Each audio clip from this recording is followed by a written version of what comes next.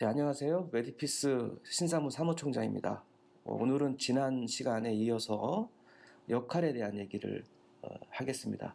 지난 시간에는 어, 소통을 하기 위해서는 내가 누구인가, 나는 무엇을 해야 되는가, 라는 역할을 분명하게 해야만이 정확한 소통이 될 수 있다. 라는 취지의 강의가 있었죠. 오늘은 권한과 직책, 그리고 또 메디피스의 현황, 뭐 이런 거에 대한 얘기를 좀 할까 합니다. 권한과 직책에 대해서 좀 봅시다. 여러분, 권한이 뭡니까? 위임받은 책임이 권한이에요. 위임을 받은 권한, 책임. 이것이 권한인데요. 우리가 무슨 일인가 할 때 권한이 있어야 그걸 할 수가 있어요. 예를 들어서 어떤 행사가 있는데 그 행사장을 관리한다. 그럼 그 권한을 위임받은 사람이 그걸 하게 되잖아요. 그럼 그 통제를 따라줘야 되는 거죠. 근데 거기에 찾아온 손님이 그것을 하고 있으면은 안 되죠. 네? 권한 없는 행동이기 때문에 안 됩니다. 다만 이 권한이 있다라는 것은 반드시 책임이 따라간다는 것이 중요한 거예요. 뭔가 지켜야 될 것, 이것이 반드시 있게 됩니다. 팀장이 되게 되면요, 많은 권한이 생겨요, 실제로. 그런데 권한은 갖는데 책임을 지지 않는다라고 한다면은 그 팀장은 팀원들에게 존경을 받지 못해요. 그리고 더 이상 그 권한을 유지시킬 수가 없게 되죠. 그래서 책임이 무엇인가를 분명하게 했을 때, 이 권한이 나한테는 어느 정도 있는지를 확인할 수 있겠죠. 책임지지 않을 거면 권한을 위임받아서는 안 됩니다. 팀장 하시겠습니까? 라고 했을 때, 네, 하겠습니다. 이것은 내가 그만큼을 책임을 지겠습니다. 라는 뜻이거든요. 근데 그 책임이 무엇인가에 대한 것은 인지하지 못하고, 권한 행사를 하려고 했을 때는 문제가 됩니다. 권한은 권력입니다. 뭔가를 했을 때 내가 통솔을 하고 지시를 할 수 있는 권력이죠. 또 한 가지는 그것만 있는 것이 아니라 내가 팀원들을 잘 지도해 나가는 범위를 말하는 겁니다.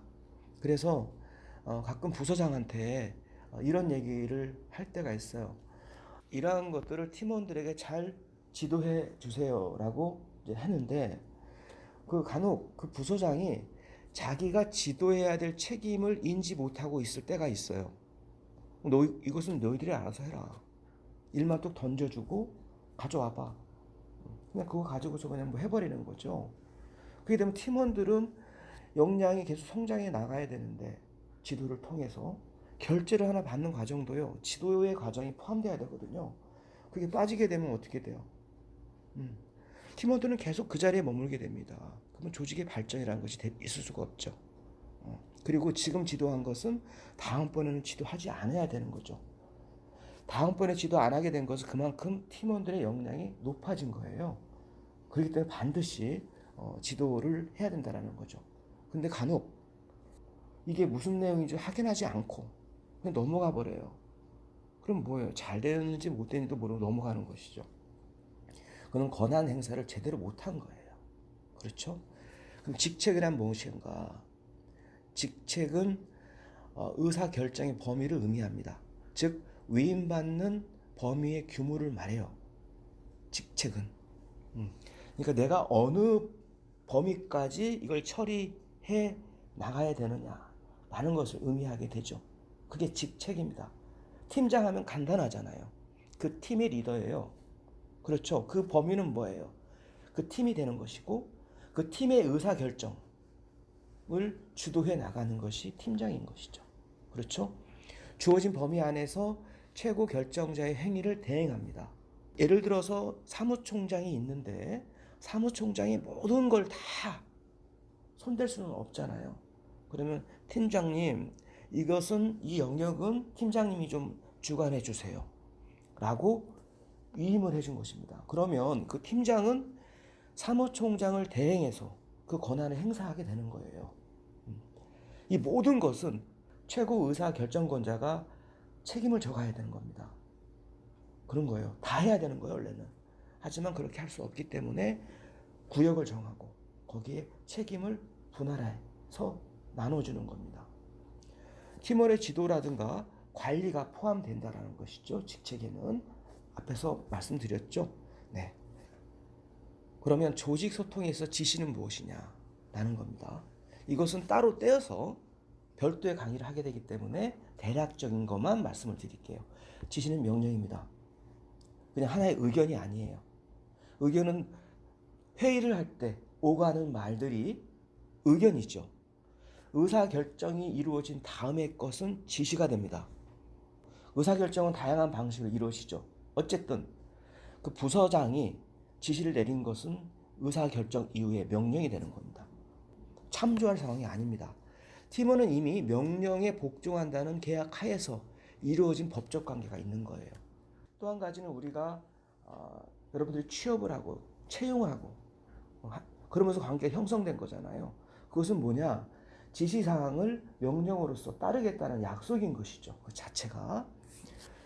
지시사항을 참고사항으로 착각하게 되면 여러 가지 문제들이 발생하게 됩니다. 오합지졸이 되는 거예요. 한 팀이 아니에요. 원팀이 돼야 되는데 각각 개인들만 있고 팀이 형성되지가 않게 되죠. 지시사항에 대해서는 반드시 피드백을 해야 됩니다. 이건 중요한 원칙이에요. 무엇을 지시를 했는데요. 진행했는지 완료가 되었는지 또는 어떤 위기가 발생했는지를 보고하지 않아요. 그건 지시를 받지 않은 겁니다.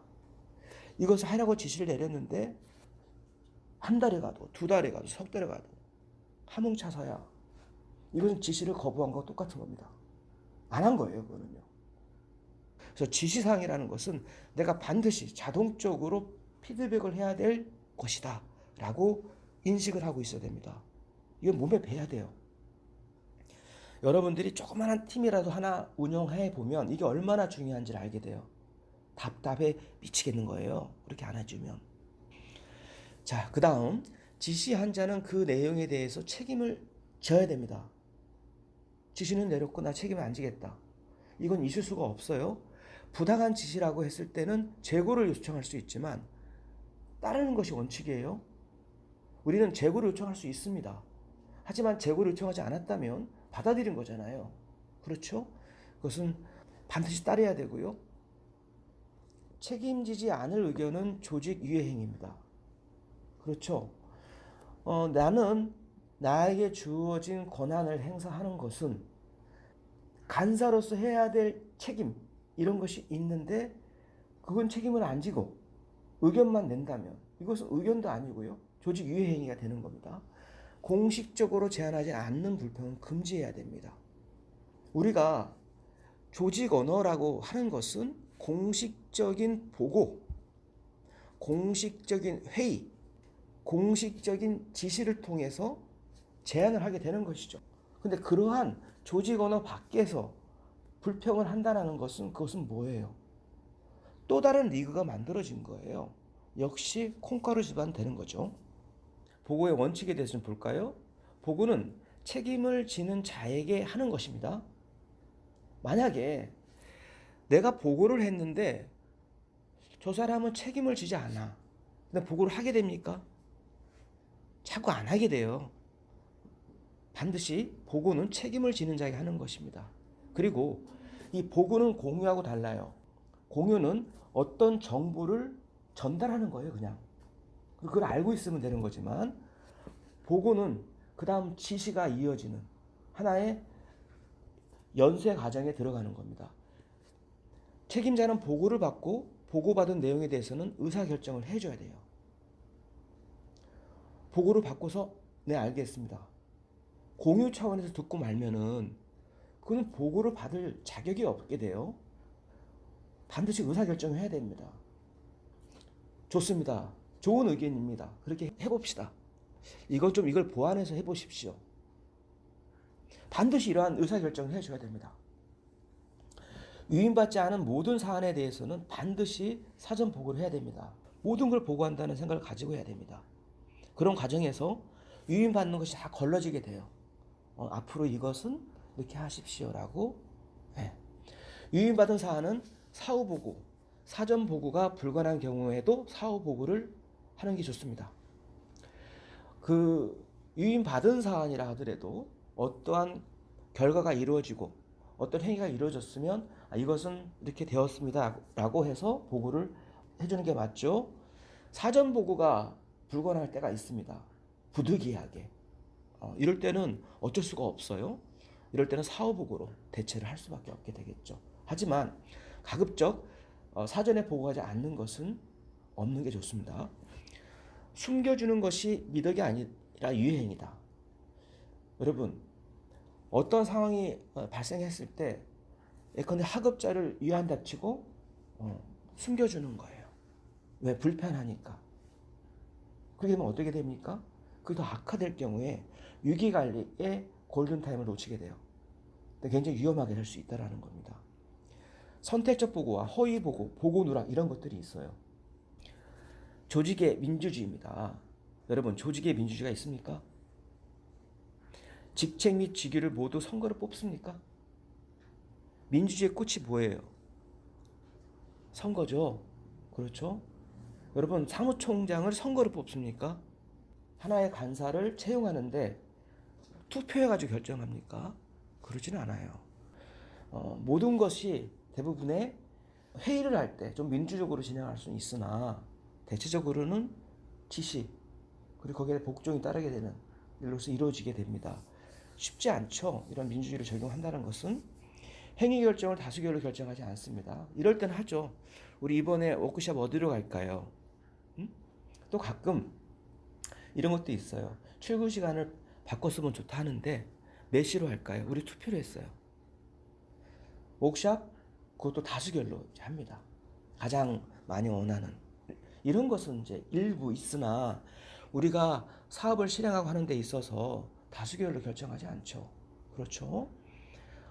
다만 회의 때는 좀 민주적인 요소를 많이 가미해서 하면 할수록 참여율도 높고 좋죠. 그런 것이.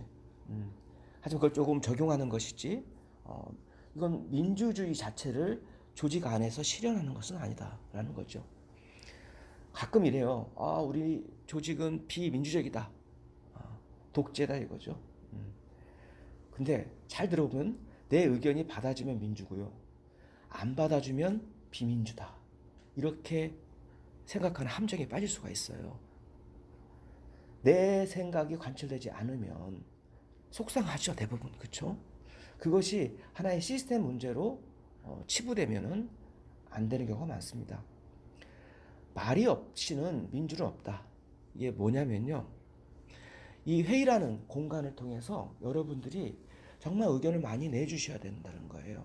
근데 간혹 혹시 위직당할까봐 두려워서 또는 내 의견이 조금 뭐랄까 부족해서 부끄러워서 뭐 이렇게 생각을 하면서 참여하기 꺼리는 이런 경우들이 있는데요. 좀 그것들을 잘 극복해 보세요.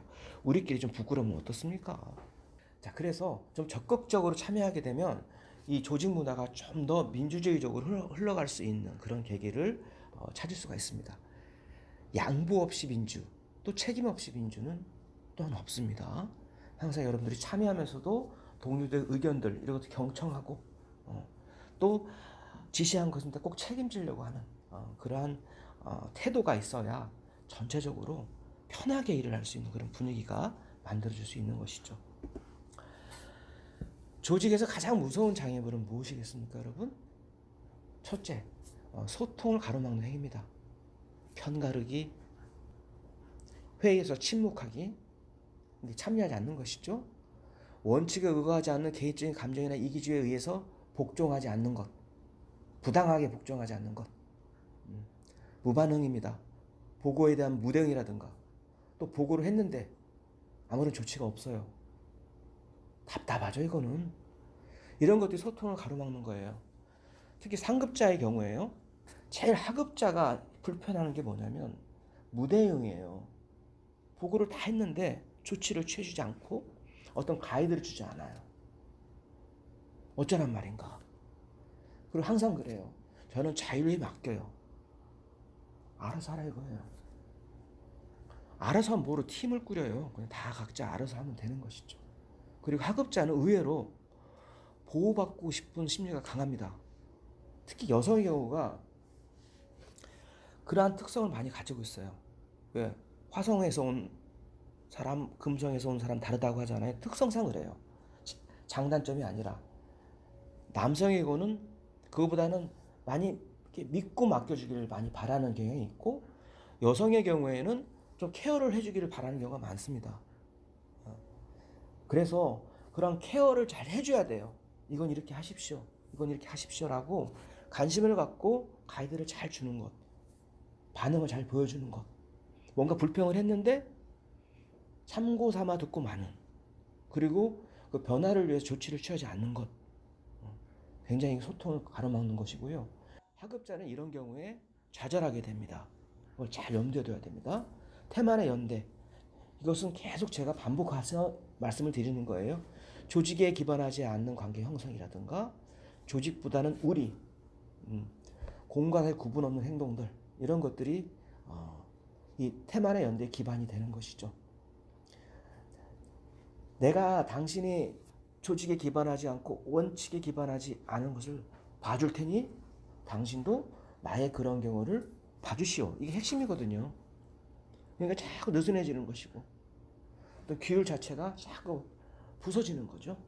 이것을 잘 극복해 나가야 됩니다. 이 태만의 연대는요. 저도 마찬가지예요. 이 유혹이요. 대단한 겁니다. 왜 힘드니까. 그리고 그때그때 원칙을 다 준수해가면서 하기가 쉽지 않으니까. 그러니까 나도 좀 편법도 쓰고 좀 편안한 걸 선택하려는 그러한 태도를 보일 때가 더러 있는 것이죠. 그러니까 이것은 이 사람은 태만의 연대에 빠졌다. 이 사람은 안 빠졌다가 아니고요. 항상 우리가 주의를 기울여야 함정이다. 이렇게 이해를 하시면 될 것 같아요. 또 한 가지입니다. 소통의 기술이 있어요. 조직의 구성과 역할에 기반하여 소통을 해야 되죠. 근데 승인받지 않은 협력을 요청하는 이런 경우들이 또 있어요. 그럼 관리자는 모르는 협력이 진행되고 있는 것이죠. 예를 들어서요. 두 팀이 있으면요. 이 팀 간의 협력을 할 때는 팀장을 통해서 해야 됩니다. 그래야 팀들이 알고 있죠. 내용을. 근데 동료니까 뭐 도움 요청하게 되면 그냥 바로 제가 이제 흔히 말하는 직거래라고 얘기하는데 직거래를 하는 거예요. 물론 지나가는데 무거운 거 들고 있으니까 바로 도와줘야 되는 거잖아요. 그 팀장한테 가서 승인받고 그런 걸 말하는 건 아니에요. 생활상 협력을 말하는 것이 아니라요. 분명한 태스크를 우리가 대할 때 말하는 겁니다. 승인받지 않은 일의 진행이라든가 지시를 요청하지 않은 방관 이런 것들도 우리가 조심해야 됩니다. 우리가 뭔가를 할 때는요, 보통 지시를 받은 일을 하게 돼요. 근데 하급자의 경우 이 일을 꼭 해야 되는데 지시를 안 해줘요. 답답해서 그냥 해버립니다. 그것도 소통을 가로막는다 이거예요. 지시를 요청해야 됩니다. 적극적으로. 지시해 주세요라고. 자, 그 다음입니다. 직장과 동호회. 제가 관계를 바라보는 여러 가지 관점들에서 이 부분은 제가 많이 강조를 했습니다. 가치와 즐거움을 공유하는 조직은 동호회, 동아리, 공부 모임 뭐 이런 것들이죠. 노동력의 거래에 의해서 만들어지는 것은 직장입니다. 그렇기 때문에 업무 시간을 어떻게 한 거예요? 판 거예요. 노동력은 이미 판매를 한 겁니다. 그렇죠? 그 시간을 사유화하면 안 된다 이거예요. 자발적인 선택은 동호회에서 하는 것이죠. 하지만 직장에서는 자의적 판단을 금지해야 됩니다. 가급적 집단적으로 하려고 노력을 해야 돼요. 이걸 잊지 말아 주시기 바랍니다. 자, 그럼 메디피스는 어떠한 조직인가 간략하게 봐야 될 것 같아요. 왜냐하면 권한, 그리고 책임, 역할 이런 것들을 우리가 판단할 때 이 조직의 특성에 맞춰서 판단을 해야 되는 것이죠. 그렇죠? 그래서 우리가 대략적인 계율을 조감도를 한번 훑어보는 시간을 좀 갖도록 할게요. 메디핏의 목표는 무엇입니까? 세계 시민의 건강권을 확보하는 것이죠. 인도주의적 가치를 추구합니다.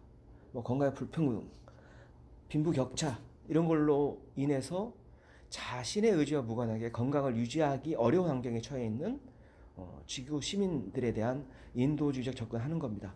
지역사회와 시민사회를 통해서 건강한 지구촌과 세계 평화에 기여하는 발전적 관계를 모색하고 있죠.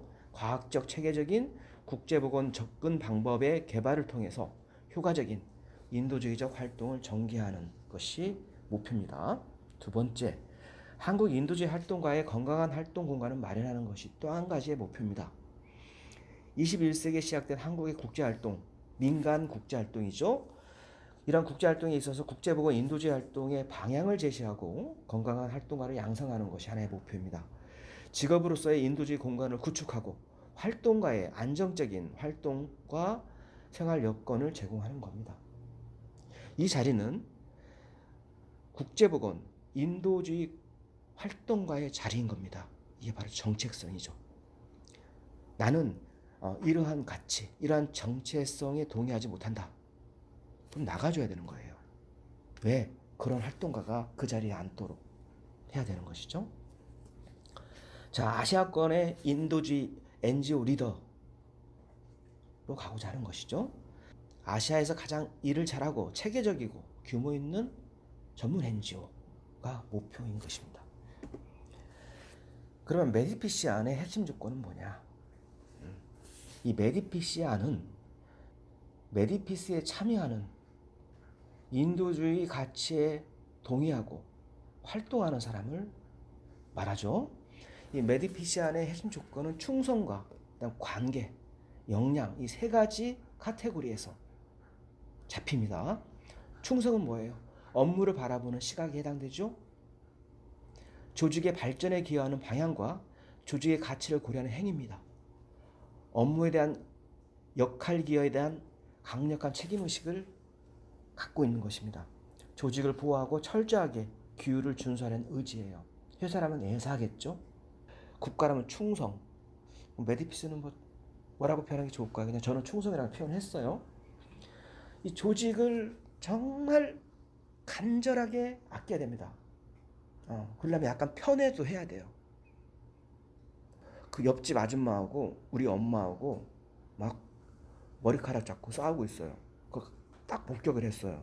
그럼 여러분들은 어떠한 태도를 취하시겠습니까? 잠깐만요. 자초지종을 따져봅시다. 엄마 먼저 말씀하세요. 아줌마 얘기해보세요. 엄마가 잘못했네. 뭐 이렇게 합니까? 아니면 어떻게 해요? 뜯어 말리죠. 근데 누구를 말립니까? 옆집 아줌마를 말리죠. 두 팔을 잡죠. 엄마가 공격할 수 있도록. 그러면서 말리죠. 그게 자식의 도리죠. 그쵸? 응? 거기서 어떤 게 정의인가 따지고 있겠습니까? 내 조직은 어느 정도 그 정도의 편애를 가져야 됩니다. 두 번째 관계예요.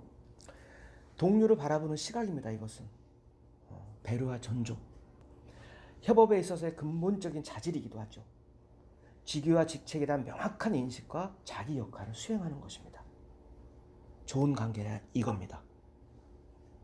좀 어떻게 잘 지내고 있습니까? 친하게 지내요. 업무 끝나고 맥주도 치맥도 좀 가끔 하고요. 정말 우리가 정감 있게 좋게 잘 지내고 있습니다. 이렇게 얘기하는 사람이 있어요. 그게 조직 내에서 좋은 관계인지 나쁜 관계인지 알 수가 없어요. 그 기준이 아니기 때문에 그래요. 동료거든요, 동료. 배려와 존중을 기본으로 깔고 협업을 할 때 잘 코업을 하는 거예요. 자기 역할에 기반해서 정확한 관계가 형성되는 겁니다. 그걸 말하는 거예요. 만약에 그 전자로서 판단한다면 성격 좋은 사람이 좋은 관계를 갖는 거예요. 그렇지는 않거든요. 성격 좋은 사람이 일 잘합니까? 그 별 차이는 없어요. 어찌면 무관합니다. 그래서 이 조직 내 좋은 관계라는 것은 좋은 역할 관계를 말하는 거죠. 역량이죠. 대부분 메디피시한 조건으로 이것만 생각하는 경우가 있어요. 나 일 잘한다? 하면 딱 떠오르는 것들이 있어요. 나 엑셀 잘 쓰고 통계 프로 잘 돌리고 이것만 딱 생각하는 경우들이 있죠. 역량만 보는 거예요. 실무력이죠. 실무력. 굉장히 중요한 문제죠.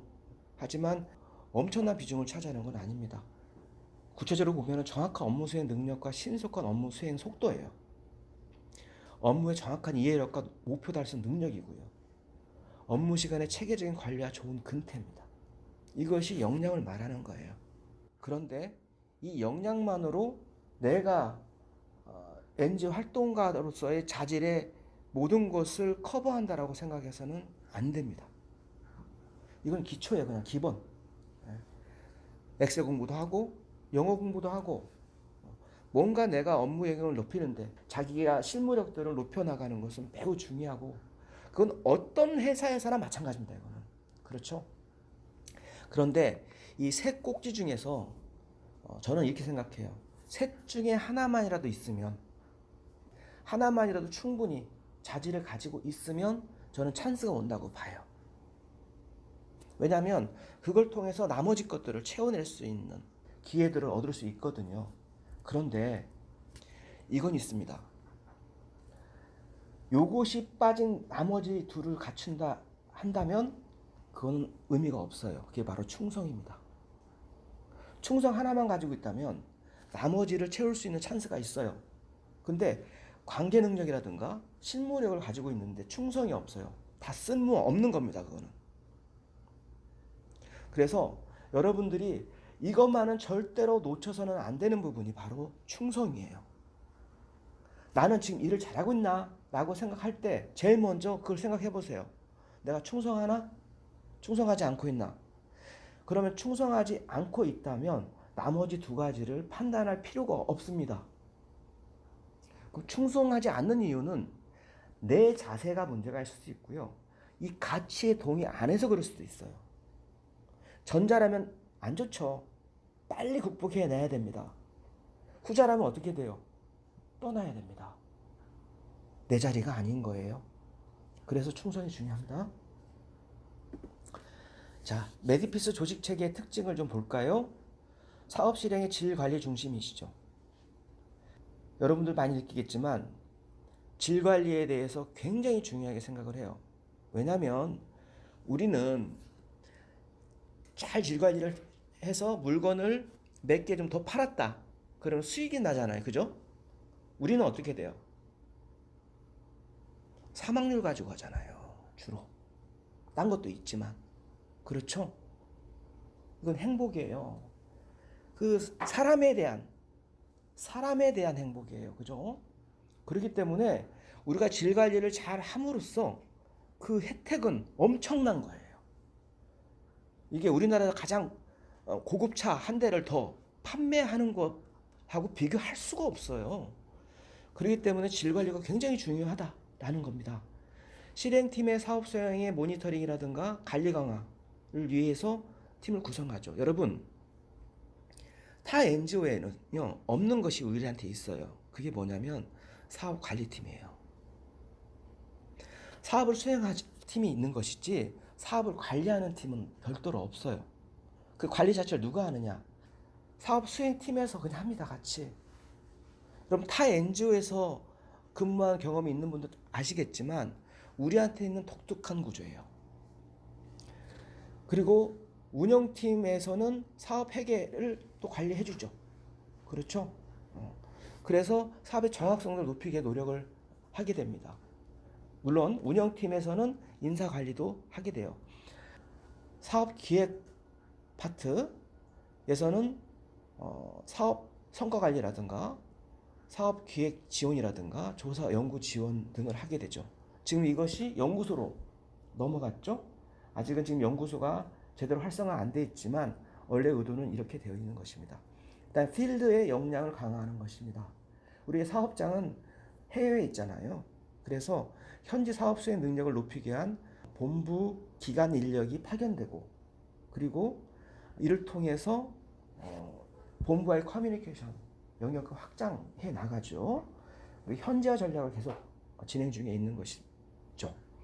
현지화 전략이라는 것은 뭐냐면 현지의 인력이 온전히 하나의 조직체를 구성을 하고 펀드레이징부터 사업 수행, 평가, 조직 운영까지 다 책임져 나갈 수 있는 것이 100% 현지화되었다라고 볼 수 있는 겁니다. 물론 본부로부터 지원을 받을 수 있긴 하겠지만요. 그게 현지화입니다.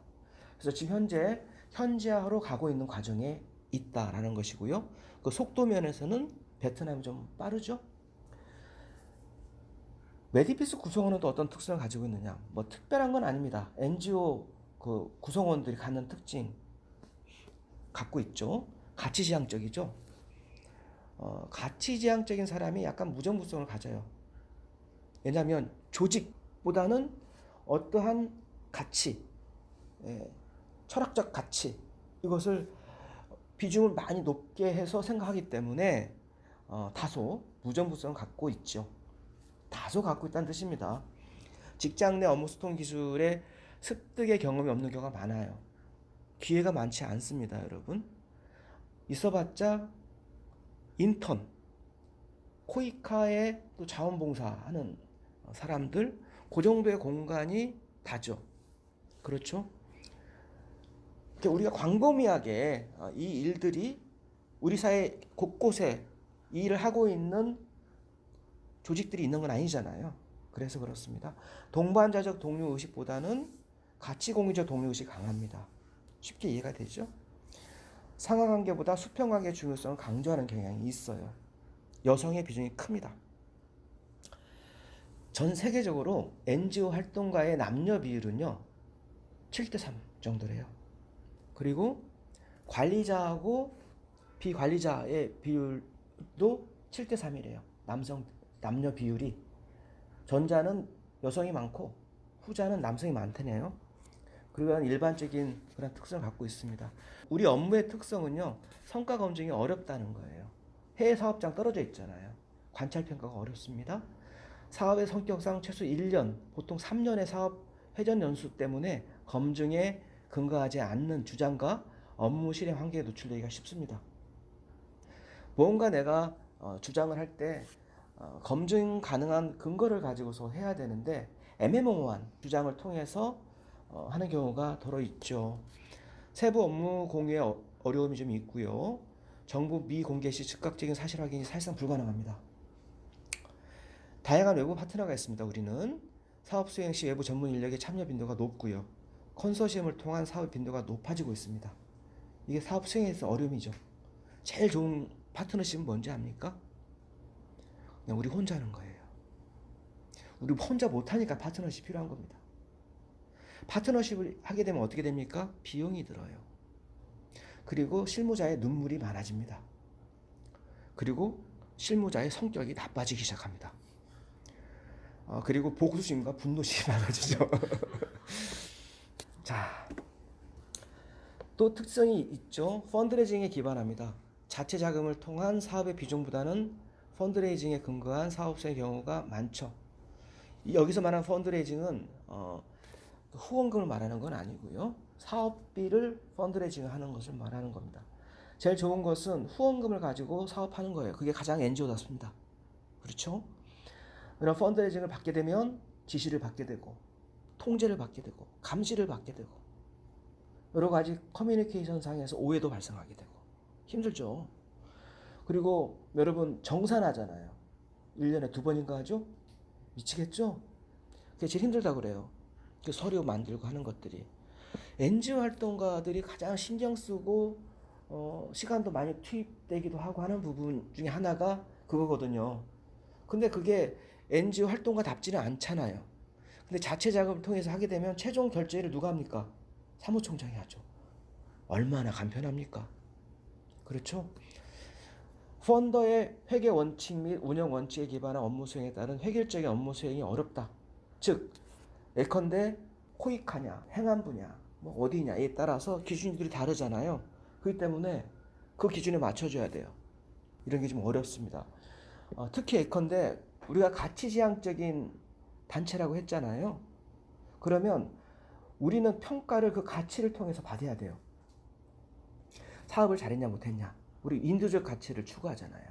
그러면 인도주의적 지표를 통해서 우리 스스로 평가해야 돼요. 근데 우리가 평가를 어떻게 합니까? 외부에서 제시하는 평가 기준에 따라서 하지 않습니까?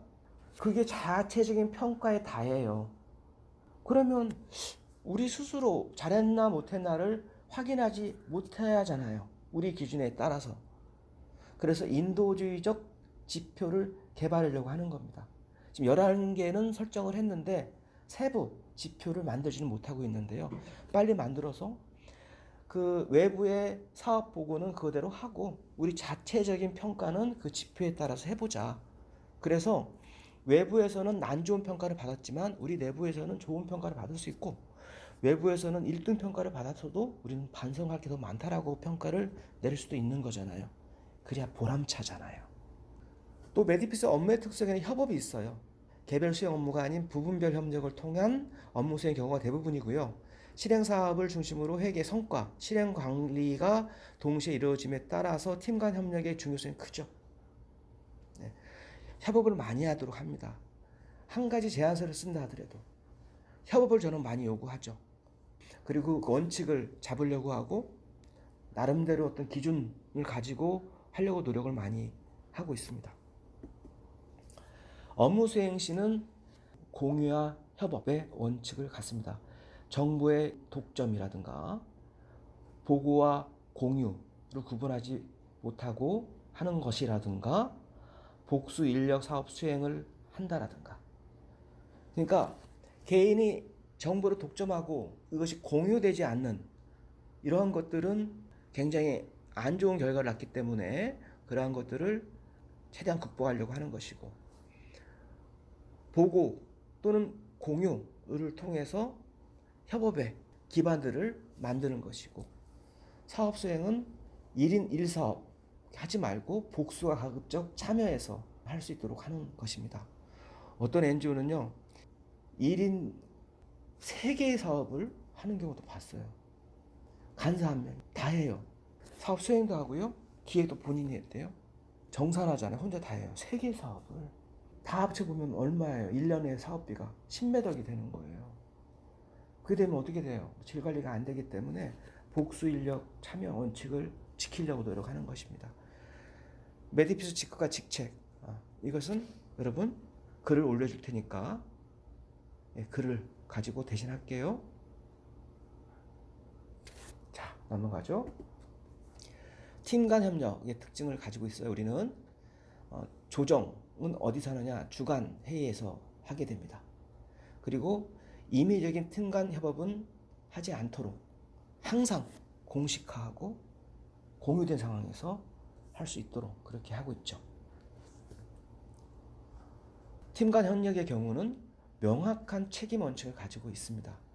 팀 간 협업은요, 각 팀의 업무에 대한 책임을 명확히 하는 것이 중요합니다. 여러분, 팀 간 협업을 할 때, 자, 이 팀에서는 언제까지 어떤 업무를 어디까지 한다라는 것을 분명하게 하면서 해야 돼요.